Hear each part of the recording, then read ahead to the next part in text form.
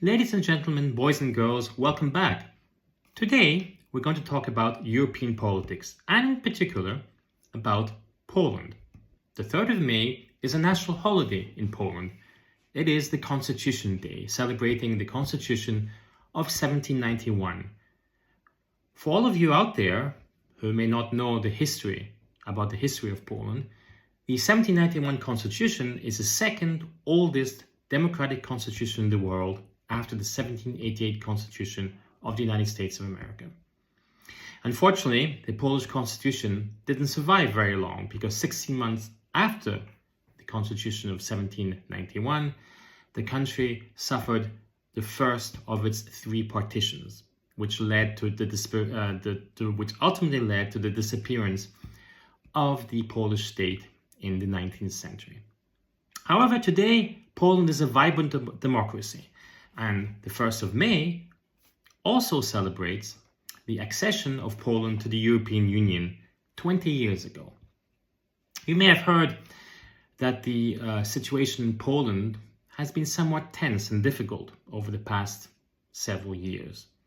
And it's true that under the 8 years government of the Law and Justice Party, known as PiS in Polish, P-I-S, not peace and love, it's not exactly the same thing. The government went very far to the right. There was a major ban on abortion and other issues in terms of the lack of freedom and the increase of state propaganda created a certain number of problems for the Polish government. And the European Union was very concerned about the shift of the direction of politics in Poland to the extreme right. And we're concerned that Poland was following the Hungarian example. Incidentally, the CPAC conference in Budapest these days is making a lot of noise and demonstrates what happens when a small Eastern European country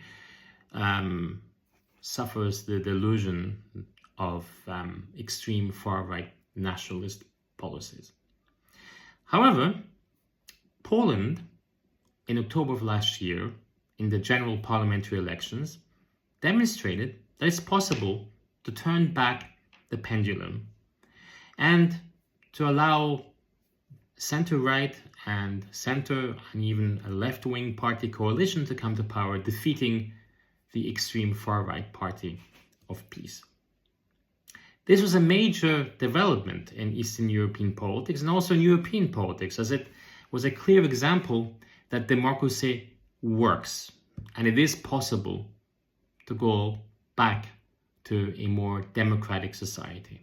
And I also believe that it's an example for the United States of America. As you all know, the elections of November this year are going to be very, very important. Every 4 years, people say, well, it's the most important election of your lifetime. I truly believe, however, that the forthcoming election on November the 5th in the US is really going to be the most important election in our lifetimes.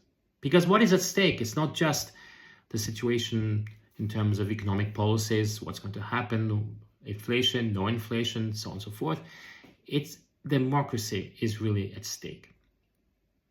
And I think that American politicians who are looking to defend democracy and who want to see a better future and a secure future should take a closer look at what the current Polish government managed to achieve in October of last year. And trust me, it was no easy task because everything was against them. In particular, state TV, the state propaganda was very, very intense. Imagine Fox News on steroids and 80% of the Polish population only having access to the Polish Fox News.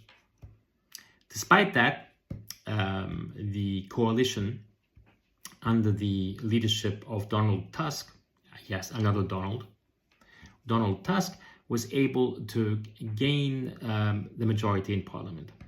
Of course, the Polish presidency is still in the hands of PiS, so we're still halfway there. The task is still immense to be able to change 100% direction in Poland. And how did Donald Tusk achieve this? Because he was able to create a groundswell movement, a popular movement with the heart of Poland, the Polish flag in the heart as a symbol of the renewal of Poland. And a couple of weeks before the election in Warsaw last October, there was a huge manifestation, a huge march which was named the March of a Million Hearts in Warsaw. And the turnout during the elections was tremendous, exceeding previous years. And more importantly, the younger generations turned out because, similar to the US, the practically 100% ban on abortion and on reproduction rights for women in Poland encouraged a lot of people from the younger generation to step up to the plate and to vote in favor of the new government. So I think there's a lesson to be learned there for the US. Let's hope that in August of this year, at the same time as let's say the Republican convention in Milwaukee, that the American Democrats and all of those people who are in favor of preserving democracy in the US are able to organize a similar march of 1 million hearts and more to defend democracy in the US.